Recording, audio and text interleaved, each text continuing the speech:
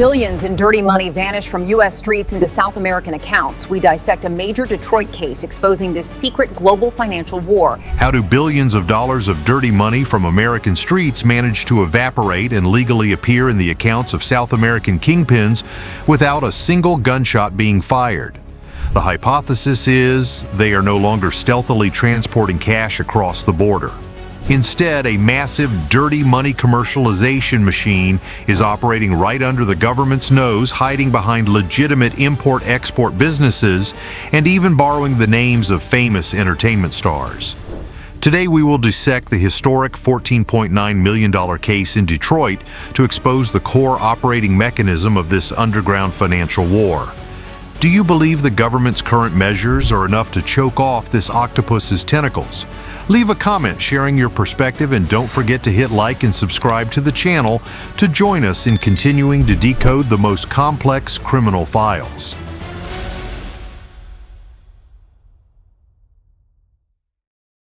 In today's flat world, as crime becomes increasingly sophisticated, the fight to protect the peace of society has also turned to a new, arduous, and fierce chapter. Behind the dark shadows of transnational gangs or notorious criminal organizations, drugs are not just a means of committing crimes, but their ultimate goal is massive profits. Pumping tons of illicit substances into the streets means nothing if the ringleaders cannot launder the dirty money to bring it back to their homeland to enjoy. Acutely aware of this vital Achilles heel of the underworld forces, U.S. law enforcement agencies are increasingly shifting their strategic focus. The pain of war never spares anyone, including poor workers seeking a livelihood in a foreign land. In the capital Abu Dhabi of the United Arab Emirates, this underground network focused on the production and distribution of a large quantity of methamphetamine, also known to society by the haunting name of crystal meth.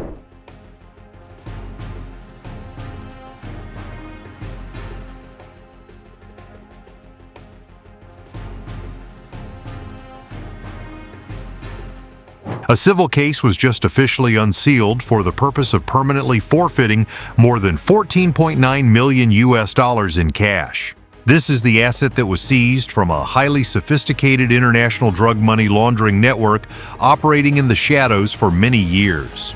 Have you ever wondered how massive fortunes from the underworld can bypass the strict legal system to flow into the pockets of the bosses?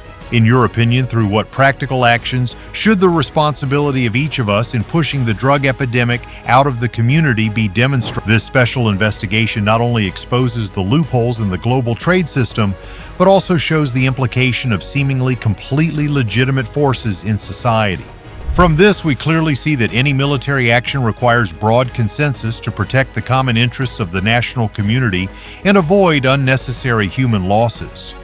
The event in Detroit is actually a perfect puzzle piece in the overall picture of Operation Reclaim America. This is a comprehensive and relentless effort by the government to eradicate from the root the transnational criminal organizations that are threatening the safety of the people day and night.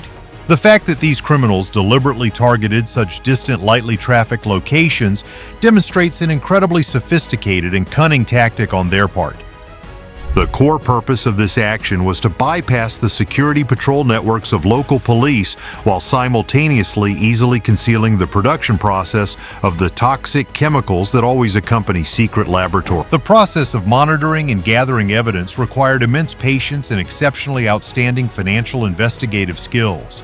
The unsealing of the records in mid-March 2026 marked the harvest phase of an incredibly arduous financial intelligence investigation process that faced many dangers. The core focus of this indictment revolves around an extremely complex concept in the world of financial crime, using legitimate commerce as a smokescreen. They were identified as members playing pivotal roles in maintaining and operating this sinful conspiracy ring. In the traditional criminal business model, retail dealers in the U.S. will collect mountains of small denomination cash from addicts. Their silent yet incredibly noble sacrifice is the most solid fortress protecting the peace for millions of lives in society. Law enforcement put aside personal joys, leaving the embrace of their families to plunge into a grueling war with the sole objective of uprooting the very seeds that were intent on harming our community. To solve this daunting dilemma, criminal organizations have used trade-based money laundering as a perfectly flawless shield. Specifically, cash from selling drugs on American streets will be secretly funneled into the bank accounts of real companies or shell companies. These front businesses are established completely legally in the U.S. with full legal documentation, making it very difficult for regulatory agencies to detect abnormal signs in the early stages. After the money has entered the financial system under the guise of legitimate revenue, these companies absolutely do not transfer it directly to the kingpins in Colombia or Mexico to avoid being tracked by the cybersecurity system. Instead, they use these dollar funds to purchase legitimate commercial goods such as electronics or industrial machinery. They will then proceed to export these shipments of goods to Latin American countries just like normal international trade activities. The results of this historic raid exposed an astonishing scale of drug production and storage, shocking even the most heavily experienced investigators. Finally, the proceeds gathered from this seemingly very transparent commercial business will flow directly into the accounts of the drug lords. Right at the scene, scattered with equipment, they seized approximately 1,430 pounds, equivalent to about 648 kilograms of finished crystal meth. The cunningness of the nearly $15 million money laundering ring dismantled in Detroit lies in the fact that it thoroughly exploited international commercial organizations as a smokescreen. The resilient investigators of the anti-drug agency had to persistently trace the tracks of countless suspicious deposits originating from illicit substance retail activities. They witnessed the blood-soaked stream of money slowly flowing into the bank accounts of a series of import-export businesses that seemingly had absolutely no connection to crime. Most notably, and causing a massive shockwave in public opinion, is that the case file reveals one of the money laundering channels is directly linked to a highly successful and famous Latin American musician. According to the initial defense from this musician's accountant, the massive amounts of cash continuously deposited into their accounts in the U.S. were purely clean ticket sales revenue. They claimed it was the fruit of artistic labor from spectacular concerts taking place in Colombia and transferred back to the U.S. for investment. However, with sharp professional skills, the investigative agency's evidence exposed the bitter truth that this was actually a central link in the giant money laundering machine. They used glamorous entertainment activities in the front of a widely adored artist to legitimize the blood-soaked cash flow of criminal gangs. This is a profound cautionary lesson that crime can infiltrate any sector of society, including those steeped in arts and culture. The special agent in charge of the Drug Enforcement Administration in Detroit, Mr. Joseph O. Dixon, spoke incredibly fiercely about the nature of this historic investigation. He asserted that the cartels and their criminal networks are fueled solely by the massive profits derived from the suffering of others. Seizing their drug proceeds is striking a fatal blow to the core of the toxic operations that are destroying the physical and mental health of countless generations of youth. He also made a strong commitment that law enforcement forces and their interagency partners will never relent in hunting down these evil actors. They will use every legal measure to force them to answer to justice for the violence, devastation, and sheer misery they have inflicted upon the community.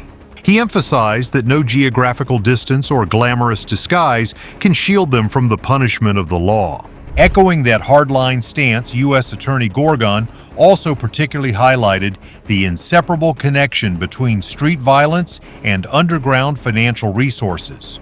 He pointed out the harsh reality that drug trafficking and money laundering are always two parallel forces supporting each other to survive and thrive.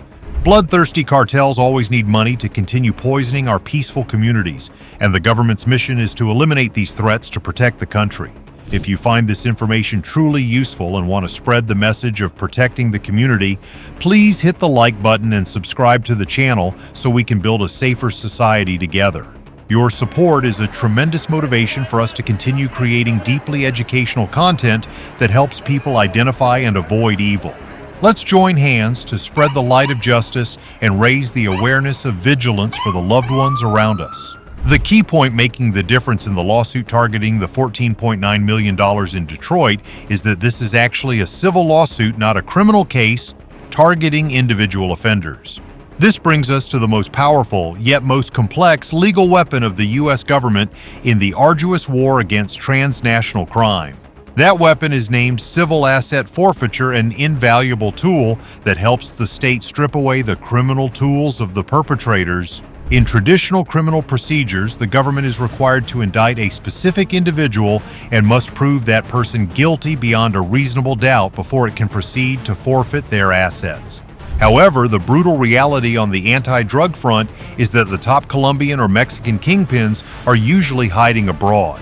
They are strictly guarded by their own armed forces and a complex network of operatives that lies beyond the reach of current international extradition treaties.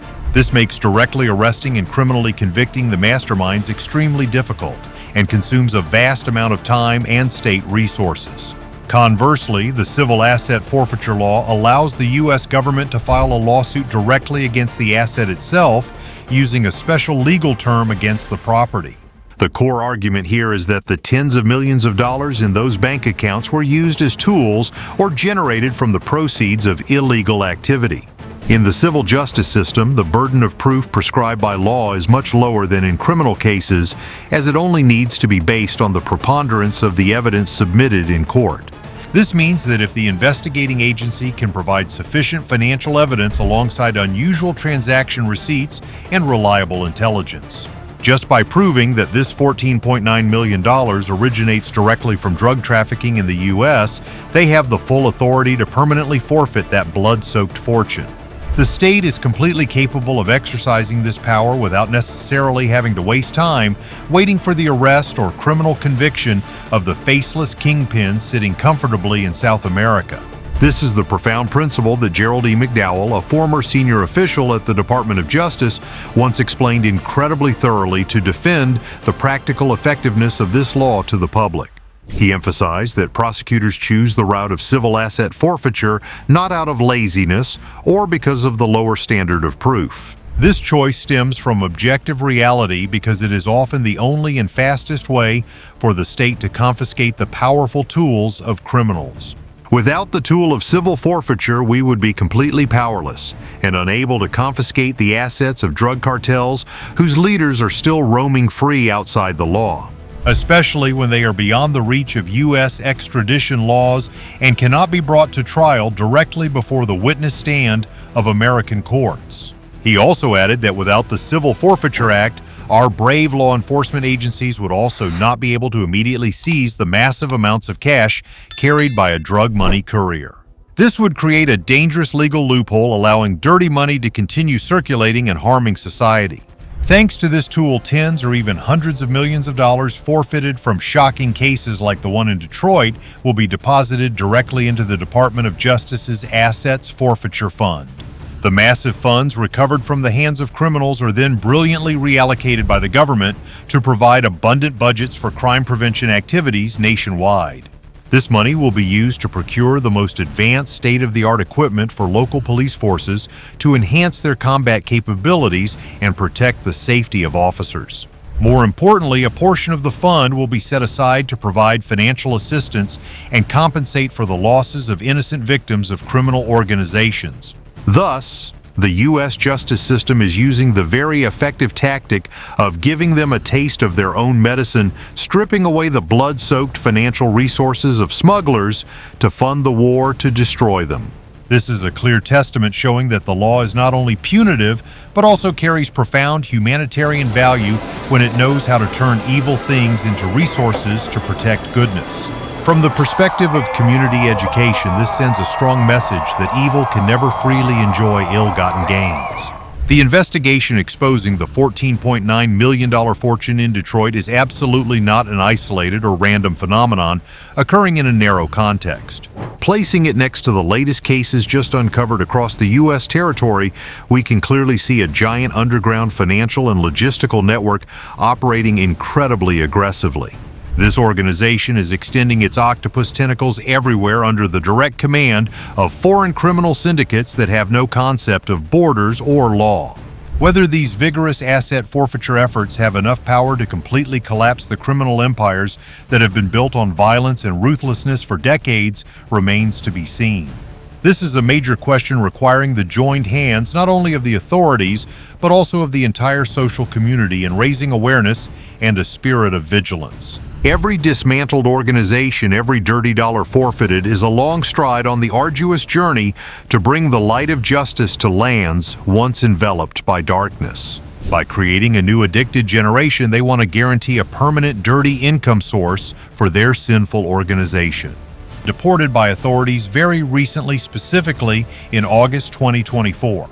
The successful dismantling of this ring continues to demonstrate a similarly sophisticated compartmentalized method of operation as what happened in the industrial hub of Detroit. Two women, Evangelina Silva and Tanya Maldonado, were accused of directly operating a drug smuggling and money laundering network from Mexican territory deep into the U.S. interior. While the subject Silva was primarily responsible for the extremely dangerous transportation logistics that led to the shocking seizure of 146.7 kilograms of pure methamphetamine and 4.8 kilograms of cocaine sophisticatedly concealed in a trailer. The subject Maldonado played the role of a cunning female chief accountant specializing in the money laundering sector for the organization with a highly calculating mind. Maldonado used complex financial skills to help transfer the massive funds profited from drugs to the kingpins hiding in their homeland of Mexico. Modern criminal organizations have sophisticated money laundering tactics through legitimate money service businesses by professionally structuring small transfers to bypass the state's automated warning systems, while clearly dividing the labor between cargo transportation and financial processing.